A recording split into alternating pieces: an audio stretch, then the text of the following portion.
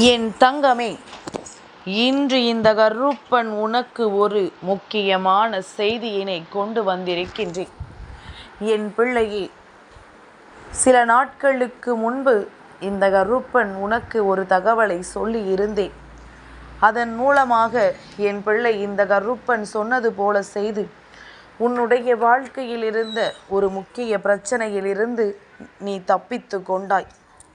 மீண்டும் இதே பிரச்சனை உன் வாழ்க்கையில் வந்திருக்கின்றது. அதனை உடனடியாக உன்னிடத்தில் சொல்லிவிட்டால் நீ இதிலிருந்து தப்பித்து கொள்வாய் அல்லவா? அதனால்தான் இன்று இந்த கருப்பன் உனக்கு இந்த செய்தியினை சொல்ல வந்திருக்கின்றேன். என் பிள்ளையே, உன்னுடைய இல்லத்தின் மீது ஒரு பொருளை போட்டு விட்டார்கள் இந்த பொல்லாத மனிதர்கள். இதை செய்துவிட்டு அவர்கள் அங்கே ஒன்றும் தெரியாதது போல நடந்து கொண்டிருக்கின்றார்கள். யாரும் பார்க்காத நேரத்தில் இதை போட்டுவிட்டு இப்பொழுது உன் வாழ்க்கையில் அதனால் என்ன மாற்றங்கள் நடக்கும் என்று அவர்கள் எதிர்நோக்கி நின்று கொண்டிருக்கின்றார்கள். இந்த மாற்றங்கள் எல்லாம் உன் வாழ்க்கையில் நடப்பதற்கான அத்தனை சூழ்நிலைகளும் இன்று உனக்கு உருவாகி கொண்டிருக்கின்றது.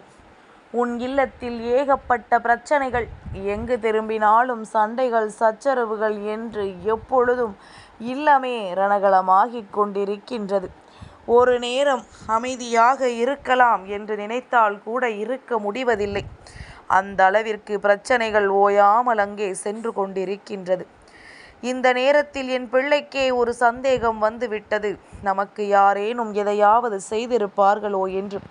அதனால் தான் நமக்கு மேலும் மேலும் பிரச்சனைகள் வந்து கொண்டிருக்கிறதோ என்ற ஒரு சந்தேகம் என் பிள்ளைக்கு வந்துவிட்டது. இந்த சந்தேகத்தை எப்படி தீர்ப்பது, யாரிடம் சென்று கேட்பது என்று என் குழந்தை நீ விழிவிதுங்கி நின்று கொண்டிருந்த நேரத்தில் இந்த கருப்பன் அந்த விஷயத்தை தெரிந்து கொண்டு உன்னிடத்தில் சொல்வதற்காக இப்பொழுது ஓடோடி வந்து விட்டேன். உன் வாழ்க்கையில் என்ன நடக்கிறது என்பதனை இப்பொழுது நீ நிச்சயமாக தெரிந்து கொள்ள வேண்டும். உன்னை சுற்றி எந்த விஷயம் நடந்தது, எந்த விஷயத்தை என் பிள்ளை கவனிக்காமல் விட்டாய், எதனால் உனக்கு இத்தனை கஷ்டங்கள் வந்து கொண்டிருக்கின்றது என்பதனை நீ தெரிந்து கொள்ள வேண்டிய நேரம் உனக்கு வந்து விட்டது. என் பிள்ளையே, எல்லா விதமான கஷ்டங்களுக்கும் இந்த வாழ்க்கையில் உனக்கு கிடைத்த மிக பெரிய பரிசு என்ன தெரியுமா? என் பிள்ளையே, அத்தனை கஷ்டங்களும் உனக்கு என்னவென்றே தெரியாமல் போனதுதான். ஆனால் ஒரு விஷயம் இப்பொழுது என் பிள்ளைக்கு தெரிய வேண்டியதாக இருக்கின்றது. உன் இல்லத்தின் மீது ஒரு பொருளை போட்டு விட்டார்கள் என்று அப்பன் சொன்னேன் அல்லவா? அதனால் தான் இத்தனை பிரச்சனைகளும் உன் குடும்பத்தில் வந்தது என்பதனை முதலில் நீ தெரிந்து கொள்ள வேண்டும்.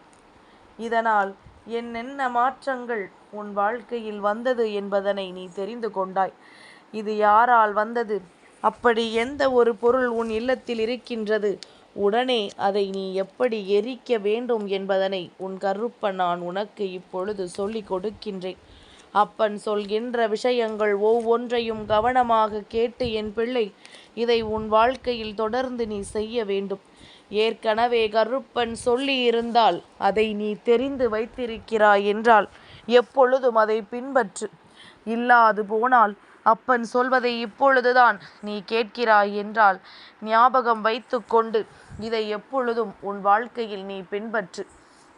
சொல்கின்ற விஷயத்தில் இருக்கின்ற முக்கியத்துவம் என்னவென்பதனை புரிந்து கொண்டு அதன் வீரியம் என்னவென்பதனை தெரிந்து கொண்டு அதை உன் வாழ்க்கையில் நீ சரியாக பின்பற்றி கொண்டிருப்பாயானால் உனக்கு எந்த ஒரு பிரச்சனைகளும் இல்லாமல் போகும் என்பதனை என் குழந்தை நீ நிச்சயமாக புரிந்து கொள்வாய். என் தங்கமே, இந்த நேரத்தில் நீ ஒரு முக்கியமான செய்தியை இந்த கருப்பன் மூலமாக தெரிந்து கொள்ள வேண்டுமல்லவா? அதை அப்பன் சொல்கின்றேன், கவனமாக கேள். என் பிள்ளையே, ஒருவருக்கு பிரச்சனைகள் அதிகமாக வருகிறது என்றால் முதலில் நாம் கவனிக்க வேண்டிய விஷயம் என்ன தெரியுமா?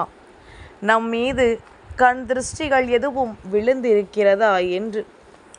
கண் திருஷ்டி ஒருவருக்கு அதிகமாக இருந்தால் அவர்கள் இல்லத்தில் பிரச்சனைகள் தொடர்ந்து வந்து கொண்டே இருக்கும். அவர்கள் குடும்பத்தை போட்டு அத்தனை பிரச்சனைகளும் தீய சக்திகளும் ஆட்டி வதைக்கும்.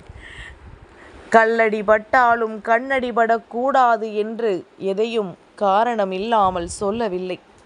அதனால் என் குழந்தை, இதையெல்லாம் புரிந்து கொண்டு இந்த வாழ்க்கை உனக்கு தருகின்ற ஒவ்வொரு விஷயங்களையும் என்னவென்று தெரிந்து கொண்டு நீ சரியாக அதனை உன் வாழ்க்கைக்கானதாக மாற்றிவிட வேண்டும். இந்த கண் திருஷ்டியினை மாற்றி என் பிள்ளை அது இல்லாததாக்க நீ உன் வாழ்க்கையில் செய்ய வேண்டும். உன் இல்லத்தில் ஒருவரின் மீது கண் திருஷ்டி பட்டாலும் அது உன் குடும்பத்தையே ஆட்டி வதைக்கும். அதனால் என் குழந்தை, நீ எப்பொழுதுமே சில விஷயங்களை தொடர்ந்து உன் இல்லத்தில் செய்து வந்து கொண்டே இரு. உன் மீது இந்த கண் திருஷ்டியை போட்டவர்கள் யார் என்று நான் சொல்லவா? என் பிள்ளையே, நேற்று அல்லது நேற்றைய முந்தைய தினம் உன் வாழ்க்கையில் ஒரு விஷயத்தில் உனக்கு ஒரு சிறு வெற்றி கிடைத்தது. அந்த வெற்றியை நீ மனமகிழ்ச்சியோடு பகிர்ந்து கொண்டாய். அந்த நேரம்தான் உனக்கான கண் திருஷ்டி உன் மீது விழுந்தது. என் பிள்ளையே, வெற்றியினை நாம் வெளியில் சொல்லக்கூடாது என்பதல்ல. முழுமையான வெற்றியை நீ பெற்றுவிட்ட பிறகு அது தானாகவே வெளியே வரும். அதற்கு முன்பாகவே அதை நீ சொல்லி மற்றவர்கள் செவிகளில் சென்று சேரும்படி செய்வாயானால் அதனால் உனக்கு பாதிப்புகள் தானே ஏற்பட்டிருக்கின்றது. இதையாவது என் பிள்ளை இனிமேல் புரிந்து கொண்டு எந்த ஒரு விஷயமும் முழுமையான முடிவினை பெறுவதற்கு முன்பாக அதை யாரிடத்திலும் நீ சொல்ல வேண்டாம். யாரிடத்திலும் சொல்லி உனக்கான நன்மைகளை நீ பெறாமல் விட்டு விடாதே என் குழந்தையே. அதனால் இனிமேல் எந்த ஒரு செயலாக இருந்தாலும் வெற்றியினை பெற்றுவிட்ட பிறகுதான் அதை நீ வெளியில் சொல்ல வேண்டும். இல்லாது போக என் பிள்ளை எந்த ஒரு விஷயத்தையுமே நீ வெளியில் சொல்லக்கூடாது என்பதை முதலில் கவனத்தில் வைத்துக்கொள் என் குழந்தை. இந்த வாழ்க்கையில் இது போன்ற எத்தனையோ கஷ்டங்கள் உனக்கு இருந்து கொண்டிருக்கின்றது. ஆனால் அதுவெல்லாம் உன்னால் சமாளிக்க முடியும். இதற்கு உன்னால் தீர்வினை கண்டுபிடிக்க முடியாது. அடுத்தவர்கள் போடுகின்ற கண் திருஷ்டியினை எப்படி உன்னால் கண்டுபிடிக்க முடியும்? அதை எப்படி உன்னால் தடுத்து நிறுத்த முடியும்? அதனால் இந்த கருப்பன் நான் சொல்கின்ற இந்த 2 வழிகளில் எதையாவது ஒன்றை செய்து உன் இல்லத்தில் இருக்கின்ற கண் திருஷ்டிகளை நீ விரட்டி அடித்து விட வேண்டும். இந்த கண் திருஷ்டிக்கு முதலாவதாக என் பிள்ளை எடுத்து கொள்ள வேண்டிய பொருள் கல் உப்பு. எங்காவது வெளியில் சென்று வந்தாலோ அல்லது இல்லத்தில் ஏதேனும் நல்ல விஷயங்கள் நடந்தாலோ ஏதாவது சந்தோஷமான செயல்கள் உன்னை சுற்றி நடந்தாலோ உடனடியாக அன்று இரவே கல் உப்பினை தலையில் சுற்றி தண்ணீர் போகின்ற பாதையில் போட்டுவிட வேண்டும். அதாவது உன்னுடைய இல்லத்தில் பாத்திரம் கழுவுகின்ற இடத்தில் போட்டுவிடு. அந்த தண்ணீரோடு தண்ணீராக அது கரைந்து போகும் பொழுது உன்னுடைய கண் திருஷ்டியும் கரைந்து போகும். அடுத்ததாக கற்பூரம். என் பிள்ளையே, ஏதாவது விசேஷம் இல்லத்தில் நடந்தாலோ ஏதாவது ஒரு செயலில் நீ உனக்கான வெற்றியை தொட்டாலோ அல்லது தொடுகின்ற நிலையில் இருந்தாலோ கற்பூரத்தை இரவு நேரத்தில் ஒவ்வொருவருக்கும் ஒவ்வொரு கற்பூரம் என்ற வீதத்தில் குடும்பத்தில் இருக்கின்ற அனைவரின் தலையையும் சுற்றி உன் இல்லத்தின் வாசலில் வைத்து எரித்து விடு. நீ எரிக்கும் பொழுது அதில் வருகின்ற அந்த கரும் புகையானது உன் கண் திருஷ்டியை கொண்டு சென்று விடும். என் பிள்ளையே, இந்த 2இல் ஒன்றை எப்பொழுதுமே செய்ய பழகு. இந்த கற்பூரத்தை எரிப்பது அத்தனை சிறப்பு வாய்ந்தது என்பதனை நிச்சயமாக வாழ்க்கையில் பல கண் திருஷ்டிகளில் இருந்து தப்பித்த பிள்ளைகளுக்கு நிச்சயமாக புரியும். இந்த கருப்பன் சொன்ன ஒவ்வொரு விஷயங்களும் உன் வாழ்க்கையில் உனக்கு பேரதிசயத்தை நடத்தி கொடுக்கும் என்பதனை மறந்து விடாதே. சர்வ நிச்சய வாக்கு, உன் வாழ்க்கையை மாற்றக்கூடிய வாக்கு, உன் வாழ்க்கையில் இருக்கின்ற பிரச்சனையிலிருந்து உன்னை வெளிக்கொண்டு வரக்கூடிய வாக்கு. இந்த வாக்கினை கேட்ட பிள்ளைகளுக்கு இனி வாழ்க்கையில் பிரச்சனைகள் என்ற ஒன்று அதிகமாக இருக்காது. இவர்கள் வாழ்க்கையில் சோதனைகள் அதிகமாக இருக்காது. துன்பங்களையும் துயரங்களையும் எளிதாக கடந்து வந்து விடுவார்கள்.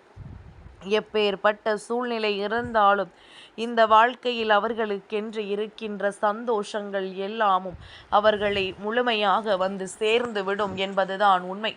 உன் இல்லத்தின் மீது போட்ட அந்த பொருள் கண்திருஷ்டி. அதை எடுக்க நீ எரிக்க வேண்டிய பொருள் உன் இல்லத்தின் வாசலில் வைக்க வேண்டிய அந்த கற்பூரம். இந்த கருப்பன் சொன்ன வாக்கு உனக்கு புரிந்திருந்தால் இனி உன் வாழ்க்கையில் என்றுமே கஷ்டங்கள் இல்லை என்பதனை என் பிள்ளை நீ உணர்ந்து கொள்வாய். என் தங்கமே, இந்த கருப்பனின் ஆசீர்வாதங்கள் என்றென்றைக்கும் உனக்கு முழுமையாக கிடைத்து கொண்டே இருக்கும்.